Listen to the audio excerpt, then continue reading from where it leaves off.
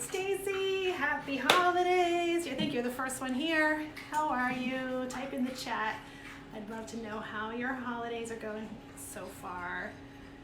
It's been really hectic here, I have to say. I hope you're doing well. So, oh, there's 2 people. Let me know who you are in the chat and we will just start talking. So we're doing a 3rd week of holidays this week, and I have a lot going on. So my name, as you already know, is Nicole Bertrandria Huff for CocoHuff.com. And oh, Stacy, I'm glad to hear you're doing well. That's good. Where we talk about everything in and about the kitchen, including these past couple of months, sharing a love of food and how to use techniques in the kitchen to make everyday cooking more delicious and more fun and easier and less stressful and all of those good things. So tonight, first of all, I'm back on my island. I was feeling way too cramped into a corner by my stove, even though there's a pretty big area there, but that's not my work area. This is my work area. So here I am, and I have these burners. These are electric burners that my friend Stephanie, who runs Due Chalucci Tomato Sauce Company, lent me. So we're gonna see how that goes. We have one over here with a stock pot on it, one with a frying pan on it. I am not so used to cooking on electric. I don't know, I'd love to hear what people have, electric or gas, or I have all gas, but we're gonna make it work. So tonight we're making a rack of lamb, we're making potatoes, and we're making green beans if we get to it. Last time I named 3 things, we only got to 1. So we're going to try to do them all. And as we go, if you have questions, comments, chit chat, anything, it keeps me entertained, type them in the comments and I can see most of it. Sometimes I see them after the fact and then I just like them after the fact, but I try to keep up with them. Okay, so we have, as I said, I was cramped last week and now there's just stuff everywhere, so there's no way that would have worked, but we're starting with these 3 potatoes, so it doesn't look like much. But we're gonna get our potatoes going, because that takes a while. I already did 3 that are in here. Let me turn this burner on, actually. And as I think we've talked about once before, you want to start your potatoes in cold water so that they cook evenly throughout. So I'm just going to quickly peel these and get them in there. And we want them to be, you know, even if your potatoes aren't the same size, we want the pieces to be about the same size so they end up cooking about the same. And these are going to get cooked several ways. So we want pretty big pieces. So, you know, if you cut these too small, they might, you know, there'd be nothing left by the time we're done. So let me know, whoever's here, let me know who you are, how your holidays are going. Maybe you've already celebrated your holidays, but there's a nice school break coming up. I would love to hear. And I decided to dress up tonight. I haven't been anywhere in forever, either has anybody, but I figured why not? I mean, the jury's still out in our house about whether we'll dress up on Christmas, probably not. I think it's going to be very casual, and I thought it would be fun. So, okay, those 3 potatoes are peeled. I have a little compost bag right there, so I'll just throw them in. This little baby one, I'm just cutting in half. This one, let's see, maybe into 3rds, and then cut those pieces in half. You want them all about the same. Yeah, that end is right, and then I cut 2 more pieces. I cut those in half too. So that's all going into our water with some salt. And I usually throw a little garlic in with my potatoes as well. So let's do that. I think it can't hurt, right? I like garlic in everything. So if you're not as much, I'm going to use a lot of garlic tonight. So if you're not a huge garlic fan, then just leave it out or reduce it. But I think when it gets cooked as much as we're cooking it, you don't have to worry so much about that strong garlic flavor and everything. So we're smushing 2 cloves for now. I'll just cut that rough end off, take the peel off. So I should really kind of tell you what I'm making. That would be a good thing. These are, I don't know if this is really the name for it actually. I call them chuffed potatoes. So I think this is a British thing. The first time I ever saw them was my friend Sam, who used to live here and now has moved back to England. And I've seen Jamie Oliver do it since. So basically we're cooking the potatoes once boiling them in water until they're just soft. We don't want to, that one wasn't peeled, so we're doing 2. You don't want them to be mush, you want them just soft, and then we're going to give them a good shake in the pan after we strain them to get the edges all roughed up. And then when we toss those with fat and roast them again, those rough edges, and we're going to put a little bit of semolina flour, turns into a crispy exterior. So the next step for this then is to put the fat in the pan. Lynn says she can't wait for a break and to eat this food. I am so excited. I know you always make what we talk about, so send me pictures, enjoy it. I know we have time now to enjoy some good food for a week, which is a great thing. All right, so we're going to do this twice tonight actually, which is heating up our pan before we put the food we're cooking in it. So in this case, we want those potatoes, once they're boiled and strained and chuffed, or whatever, I don't know if I made that up, I don't think so. I think that's a real term. To hit a hot pan. So I'm putting my fat in this pan now. This is duck fat, we've talked about duck fat before. That was like 1/4 cup, and I'll put some olive oil too.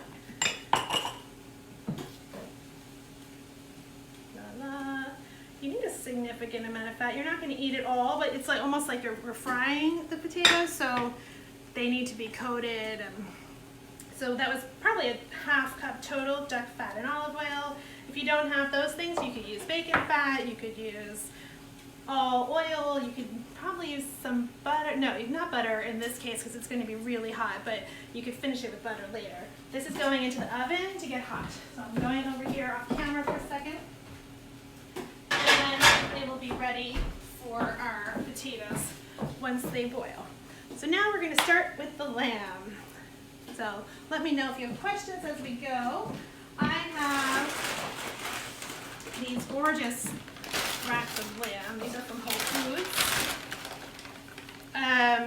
They are beautiful. So we're going to just kind of process them a little bit. They don't need much. I'm going to do this on a different board actually.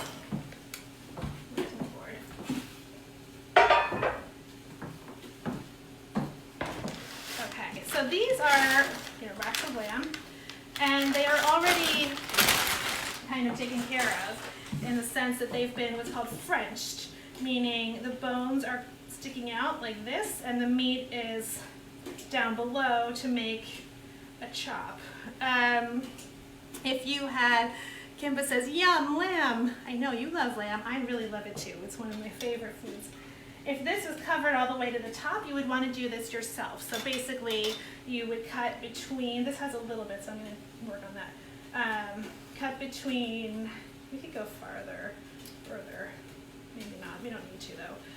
Between each bone, and then scrape down the meat to make a nice shape. It's just a presentation thing really, but it probably cooks a little bit more evenly too.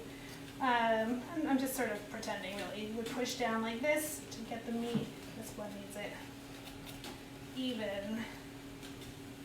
I would go a little bit farther with this actually, so that it's all under this fat cap, but I don't think we need to. It looks nice. So we're going to do that here too. Just there's some extra fat kind of sticking out. I'm just going to take that off. These are pretty big lamb chops. These were about 1 3/4 pounds per rack. I actually, you see them less than a pound. If you ever go to a party and they serve those lamb chop lollipops, those are about 1/2 pound per rack, and they've been Frenched all the way down to where it widens and then served kind of like you can just pop it in your mouth. So these are fairly large, but it will make a nice holiday meal. So I'd say each one of these, how many, there's 8, serves about 3 people. So this would serve 6. I have garbage over there too. And we're going to do, first we're gonna score it the way we did when we had duck, so that this fat, this is a pretty significant fat cap. Whoa. Actually, let me take a look at this. What just happened here? I noticed my other one, no, I don't want it, do I? That pulled off so easily, and there's more fat here that I was tempted to take it off and just do this part. I'm gonna do that. I'll do one of each, actually. I don't know, it just seemed like it meant to do that. We'll make something else out of this piece. I did them before, and it did have this very thick fat, so I will show you what I ended up doing, but it's not always perfect every time. I hope I don't regret that. We'll see. We'll see if I regret that or not. But we're going to score the fat that's remaining. I would have scored all of that just to get it to render. You're going to end up seeing which one's better. So scoring means just lightly cutting into the fat, not into, now I see skin too, I'm going to remove that. Not into the meat so that the fat renders. Okay, I'm seeing I've never seen it like this before actually, so if you're doing this, you probably won't have to do what I'm doing right now, but just pull this whole thing off. And the one I did before, I did not do that, but there's a significant amount of fat under here too, so I'm just gonna work with that. And score it. Again, I just made it look a lot smaller. Okay, those look very nice still though. And make this crisscross pattern, and just be careful not to cut into the meat itself, okay? All right, so,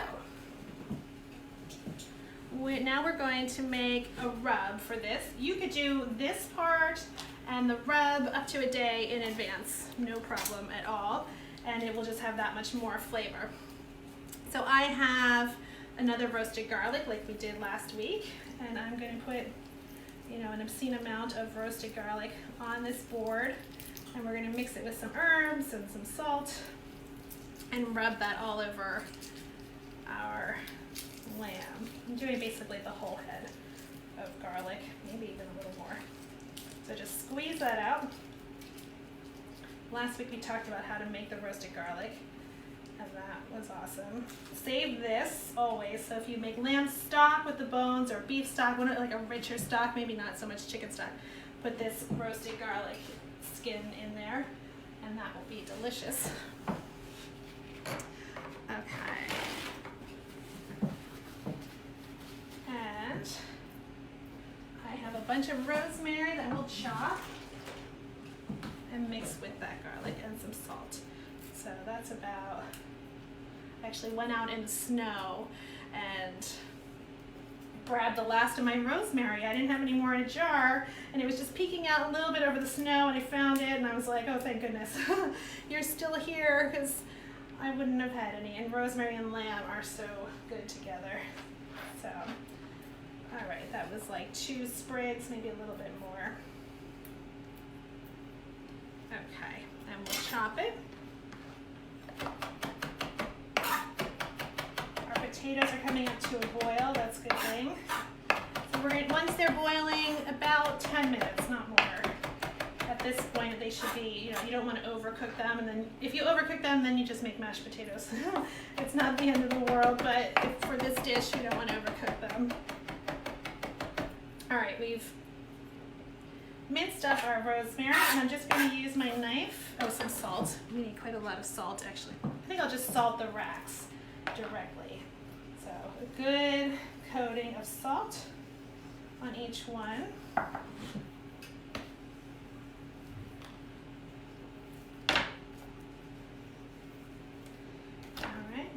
And then I'll use my knife to combine this rosemary and garlic into a paste. Roasted garlic just immediately becomes a paste.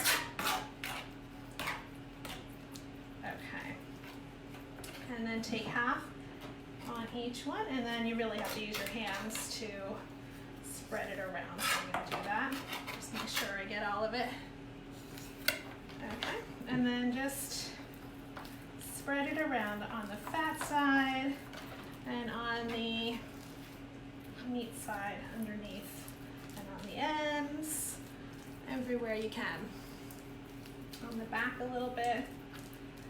So I think the reason I chose this dish, I do different things every year, but I usually will do a big beef prime rib roast, which I get at Restaurant Depot. It's 17 pounds. Sometimes I cut it in half, but we don't need anything quite so big this year. So I thought this is a good one because it's so scalable. You could do it for one person. You could do it for 10 people. It's just easy to ramp it up or down. Same with the potatoes. You know, I did 6 potatoes. You could do as many as will fit in that pot, or on your tray. They're going on a tray after that, and just keep making them. So there's no issues here with feeding a crowd or having your small, intimate family gathering. All right, I'm gonna wash my hands.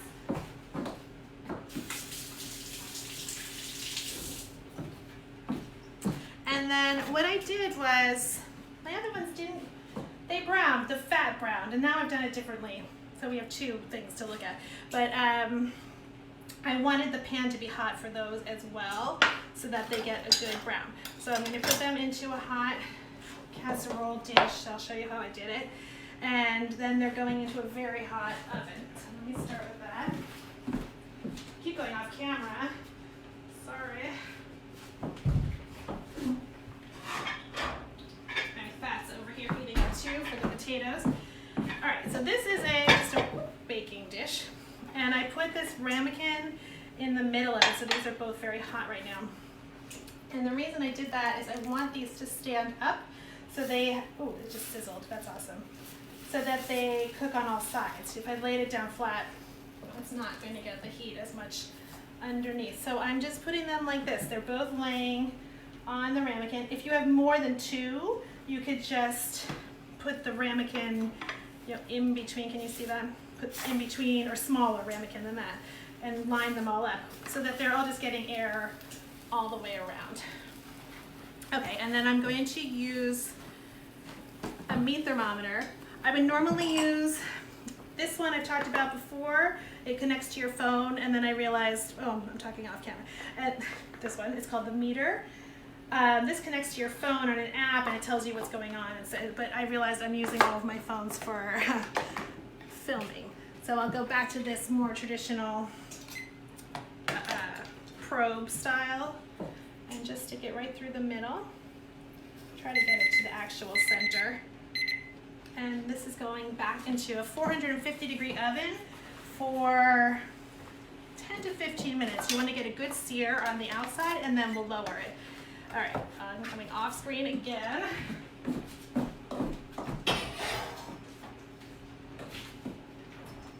This is going in my hot oven. Okay, I think I have to go off screen a couple more times even. 425, okay. So I'm back.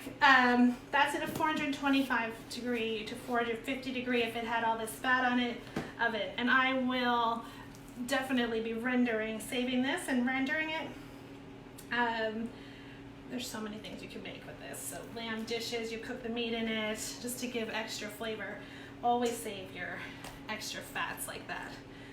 So, okay, if there are any questions, let me know. And now, let me see how my potatoes are doing. We're like zipping right along here.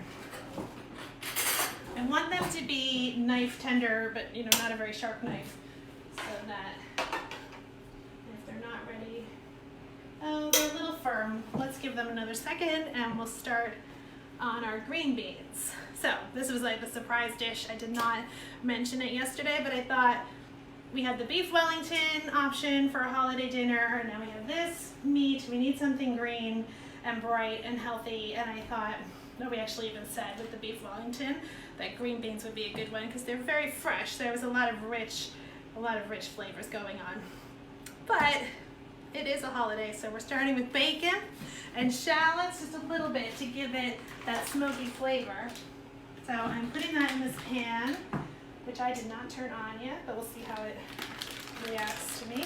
And these are, it's bacon.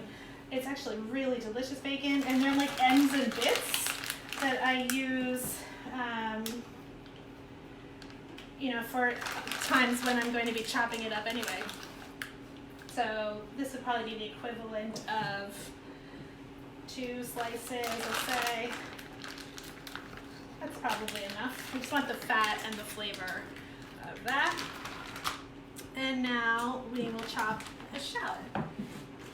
So basically, I mean, you could do this exact same thing with Brussels sprouts, which I love. You can either do them cut in half and seared until they get a nice crispy inside. You could do this with pancetta instead of bacon. That would also be delicious. So it's really the kind of dish you can adjust your flavors, adjust whatever you have around, you know, very easily. All right, cleaning off this knife. And we'll chop our shallot to go in there with the bacon. Those potatoes are boiling away, so I think they'll be ready pretty soon. And I have a finished one to show you too, so they need another hour still. So we'll look at that.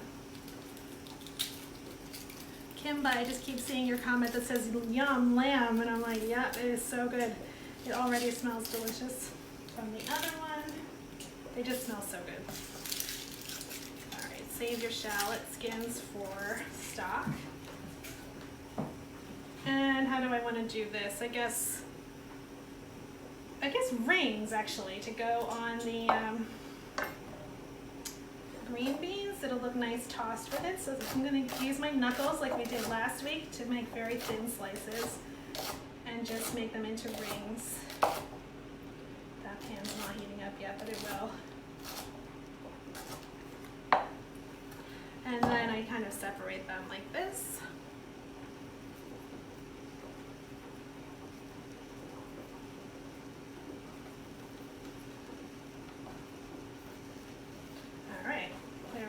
Throw those in with the bacon and let that all kind of cook together, and when it's all rendered down, I'll pull the bacon out and chop it and then just toss the green beans in there with it. Alright, so I'm going to check these potatoes again. Let's see what happened to my butter knife. Here it is. They're almost there. They need another second still. So they're about there. The knife is going in, but it's needing a lot of resistance. So I want them soft enough on the outside that when I shake it, that outer bit will be soft, and it will make the kind of fluffy. It's almost like a mashed potato coating on potatoes. That's what it is. So we'll just look at our green beans while we're waiting. These, I think I took the lazy way out, and I did not mean to. These are snipped and washed. So another time we'll talk about how to, I'm sure it's pretty obvious, you know, you take the string out of them,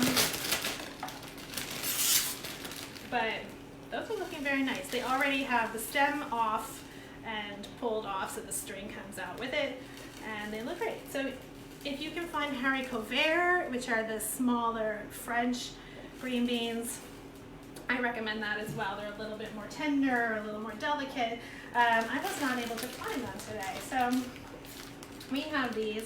There's not much to show you because they're already dealt with, but it's easy. It makes it easier for you. There's some things that are just easier when it's a convenience food like that. I'm like, well, that's fine. My life is easier. I use, you know, washed salad greens fall into that category for me. Okay. So we have the bacon starting to render. Okay, you can see maybe in this, yeah, you can see it. The fat starting to render out. If it's too much, it always depends. Some bacon renders a lot, some not so much. So if it's really fatty, after you've cooked it for a while and you don't want that much fat in your green beans, I just take a paper towel with tongs and like rub it around a little bit to get rid of some of it. But then sometimes I'm sorry I did that. So let's check the right, we have a moment with not much to do. No, it's fine. We're gonna just stir this.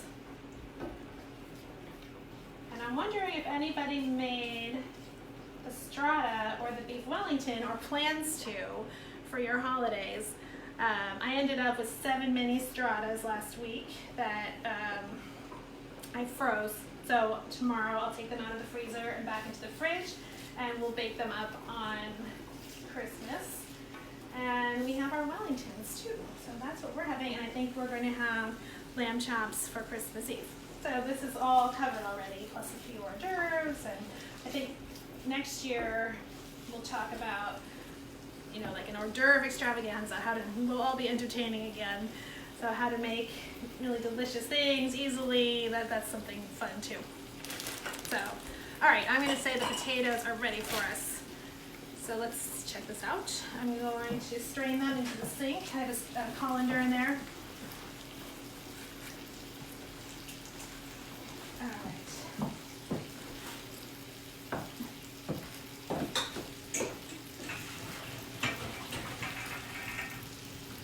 Okay, so to do this part, turn this burner off. We put them right back into the hot pan.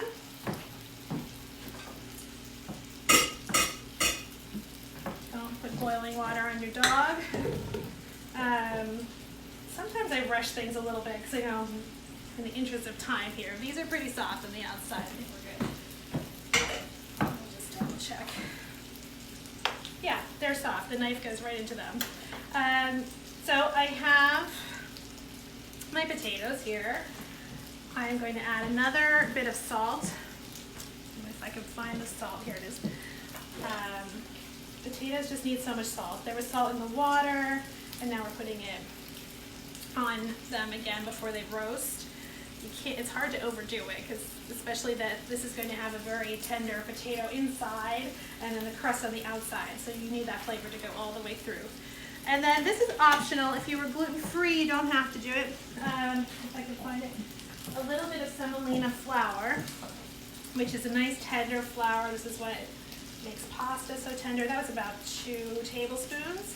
I just kind of sprinkled it right over. And that also makes a coating on the outside for these crispy potatoes. So we have all that in there. And we're going to take the lid. This is fun, actually. This is why I wore sleeves, because I knew I was going to be doing the shaking. Move that. And is it hot? A little bit. Put the mitts back on. Oh, hey Regina. Thank you. Regina said she likes my dress. I was saying I felt like just being a little bit festive tonight, since I don't know if we even will on the holidays. So thank you very much and happy holidays. All right, turn this down. And all right, that wasn't the shaking. That was just a preview of the shaking. We're gonna do it for real. You have to really give it a good, like, ready? So.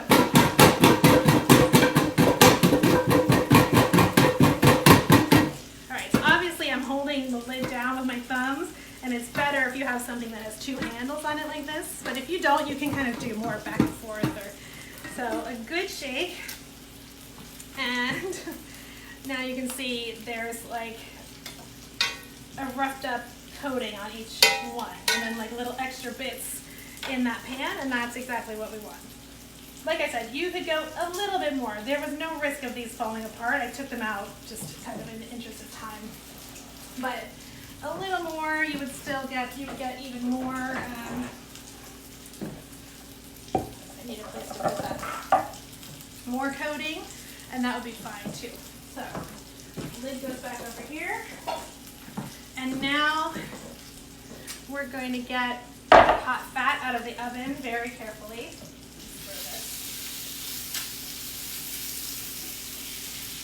And toss those potatoes in it. So we're basically giving them a good sear and starting the frying process right away so they stay hot and toasty. Okay, so if I touch our long camera again.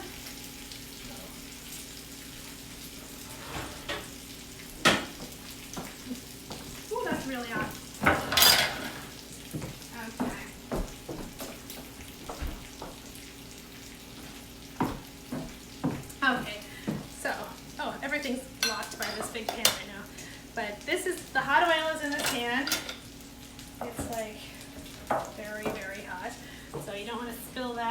splash it or anything, but I'm going to carefully toss the potatoes in there. And again, they've been re-salted.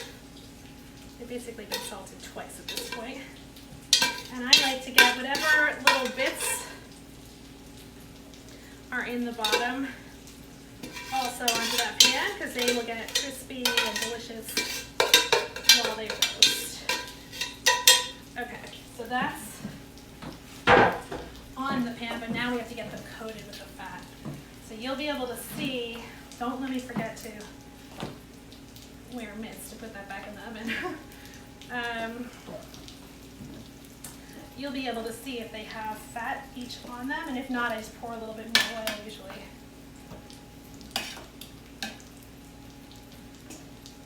Okay, well that looks good. So the duck fat in particular, when we did duck fat that one time, my friend Mia was saying we used to go have duck fat fries in the city, which was always delicious. So, you know, duck fat and potatoes, or goose fat for Christmas, and potatoes, it just goes so perfectly together. Bacon fat, also delicious. And like I said, you can buy duck fat very easily, but if you don't have any of those things, some oil, perfectly fine too. You just want that fried effect. All right, that's pretty coated. And this is going back into a 400-degree oven for an hour. And they will look markedly different an hour from now. And I have some examples to show you, but we're gonna do the lamb first. And the beans. Oh yeah, okay. We have a lot to do. We're actually almost done, but we still have a lot. All right, toss those around into the hot oven. And this looks really good. This bacon got put down. The shallots are browned. So I'm going to pull out the bacon to chop. And toss the beans in there. This is a very simple dish, and it looks pretty. Anything bright green looks so nice. Those are small already. Okay. Like I said, I took the lazy way out. I really did. I didn't even mean to. Actually, I ordered this for delivery, and this is how it came. So it's fine with me.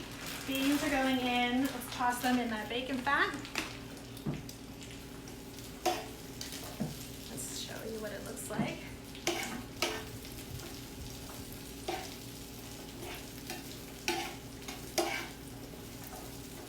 And you just want to leave them long enough to get bright green and tender. You could blanch them for a few minutes, a minute or two in hot water first, and then do this. Then it would take less time to cook, and they might be even a little bit more tender. Kim is asking, what temperature did I say for the potatoes? Thank you for asking. They're going into a 400-degree oven for an hour. And they are going to get crisp on the outside and tender on the inside. All right, I'm chopping this bacon. Actually, I would say ovens can be different. So check them around 40 minutes, and then usually it's about an hour. It takes quite a while to get that consistency, but start around 40 minutes. I have overdone it. Usually it's perfect, but if you overdo it, then you get just all crisp, which is also really good. And that bacon's just going right back into this pan like that, and we'll toss it around.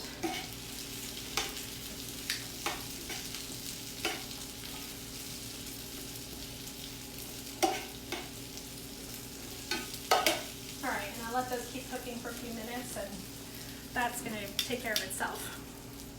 All right, it's time to look at our lamb.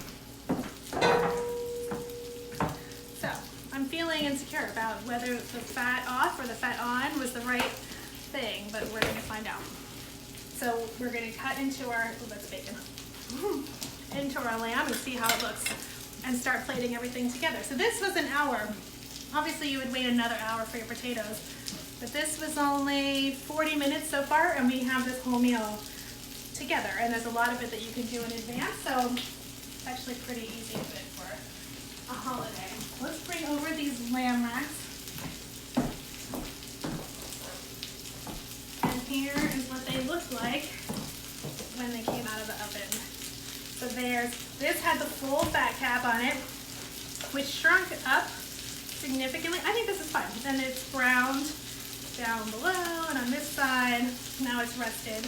I brought this to 125 degrees internal temperature. I like my meat very rare. 135 would be medium rare, also delicious. And you want to stop a little bit short of where you want it so it can rest and the temperature continues to go up. So, all right. We have a dish for those. And let's see. I'm keep my fingers crossed. I did not do, sometimes I do one that I can cut into and see first, and this time I just did one to show. So let's cut it. We're going to cut between, hold that fat down so it stays with it. Ooh, yeah, it's medium rare. Okay, good. I'm doing 2 chops at a time. See, okay. A few points. That is perfectly cooked, first of all. I may say so myself. That's about medium rare and looks delicious. I think what just happened was the fat cap that's so beautifully seared just fell off. So my inclination then would be to put this in a pan and sear the heck out of that piece for a second so it's all flavorful and brown, but you don't really need to do that. And I think it was the right choice to make this a separate piece this time. Just never seen it with quite so much, but it looks very nice still, and it will taste amazing still. So as you saw then, oh yeah, that one looks amazing. I like when they do a double chop in a restaurant, that just very makes it feel a little bit more, where are they? Can you see them? Nope. A little bit more decadent, or you could do them all individually. All right, we have 8 like this, or double chops. And that makes a nice meal. Oh, look how nice and medium rare they are. That looks so good. All right, I'll do that for now. How's that look for presentation? Sort of good. I want to see the brown part though. This part's not my forte. Like I do a lot of garnishing, but the actual plating and photography, that kind of thing, yeah, I need help with that. All right, I'm fussing too much, but they look really nice and they look delicious. I can't wait to try it. And now, oh Jane, hello. She says it looks delicious. Thank you, Jane. This one, I'll just stick right on there. And we'll chop that later. We'll slice it later. Toss our green beans. Happy holidays, Jane, and everybody else. I'm so glad you took time. Thank you for everyone who's here to take time. It was a busy, busy week to be here. So I hope this is actually helpful for the holidays. So, all right, next is our potatoes. I'm going to move this, I think. How am I going to do this? Yeah, I'm going to move this forward. I'm going to eat this. That was too good to leave. Oh my God. It's just like the browned, crispy bits of the lamb. That's so good. Alright, I'm running out of wooden boards. I just want to put that hot pan on. Okay. And get my gloves again. So these have been in for an hour, maybe a little more. Oh my God, they look so good. Alright, so this is the finished version of the chuffed potatoes. So there's still some fat floating around in there. It didn't absorb all of it, so don't worry about like the giant quantity of fat that we put in. But they are crispy on the outside, soft in the middle. Oh my God, those look so good. And that was fairly easy. You don't have to babysit it very much, which is a nice thing. All right, so I'm gonna plate those up too. Those look good. You might sprinkle a little bit more salt on them at the end too. I'm kind of a salt fiend, so make sure you taste them first and make sure they are how you like them.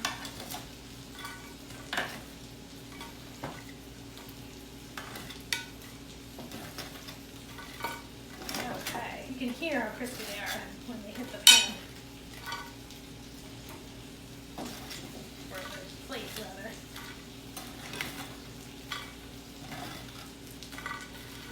Oh, those look delicious. And these little bits, some of that is like fried garlic. And some of it is potato bits, so I'll sprinkle that over.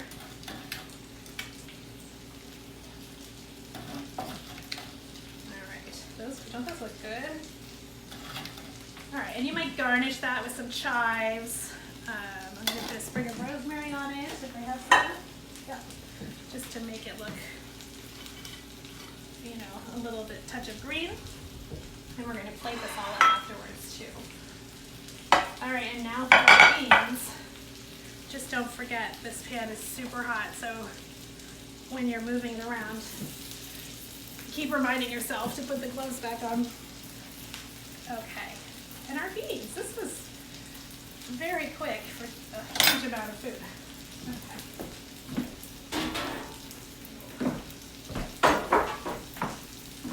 All right, let me just taste them. I can't remember if I salted them or not. Kimba said, what's the temp on the green beans? Oh, that's such a good question, because this is so new to me. Actually, I'm very happy though. I mean, think about how much stuff I have. I would have been in that corner. I love my stove. I love my gas stove, but it's not in the ideal place for doing this. So this is on like 3, medium electric temperature. Not too low. Like sort of how you would cook bacon. I left it there. And I guess I would do a medium-ish temperature on gas too. That answers your question. That wasn't very specific. Not super high, because then I think everything would just burn. Huh? That's hot. Taste test. I did not salt it. Okay, so just needs a little salt. They're still crunchy, so let's start plating everything else and let them have another second. And like I said, if you can find haricot vert, they're just that much more tender and delicate for a holiday meal. These also look really nice. All right, salt is going to help. I'm going to do a little pepper. I think I'm going to put a little bit. I have my roasted garlic in here, and there's that oil we talked about last week. Maybe a little garlic oil under too. Why not? Just so crazy. Kimba, did that answer your question? I hope so. It was a little vague, but yeah, like medium-ish is really where I would leave that. All right, so we have so much good food here. Let's put it on a plate and take a bite. All right, so how would I serve it? I don't know. I would put a double chop on the plate. Or if you do 2 single ones, you could kind of crisscross them. That also looks nice. Or it depends how big eaters your crowd is. You could do 2 double chops. Let's do that. That's more decadent. There we go. 2 double chops.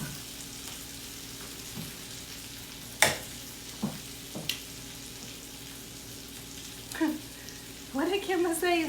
Not high, like to burn. I mean, cook everything. Yeah. I don't know if I don't think I said this in the beginning. I mean, I'm not that used to electric, so I mean, one time I was cooking pasta, I just wasn't paying attention to actually burn the whole thing. It doesn't cool down as fast as gas. That's the trick. So in gas, if you want to lower your temperature, you just lower it. On electric, you kind of have to plan ahead what you're doing. All right, so we have the potatoes with that. Oh, that looks so good. Oh my other lentils are saying they're done. And we'll put some green beans on our plate too. And all over the place. There we go. With some bacon. Make sure you get bacon and shallots on top. Like that. Oh my gosh, this looks really good, I have to say. All right, so I'm gonna clear this space a little bit. Turn off the green beans. We did it. So, oh, Jane says great shoes. Can you see my shoes? I have not worn heels in forever. I thought I might have to take them off and then I'll be like 4 inches shorter in the middle of the video, but I made it through. I really like them too. Would it be weird to show you my shoes? They're so pretty. Aren't they pretty? Little sandals, like patent leather sandals. I just was like, I need to feel fancy for once. It's been so long. So, those are my shoes. Oh, Kimba says the great shoes too. Thank you. And also was complimenting the food. It does look so good, right? All right, let's taste it. I need to taste a little bit of everything. And please let me know if you make this. It was very simple and, oh my God. Yeah, that's really good. That, I'm just gonna, no, I'll take one bite and then I'll have more later. It's really good. It has lamb flavor, it has the fat flavor. It's like delicious.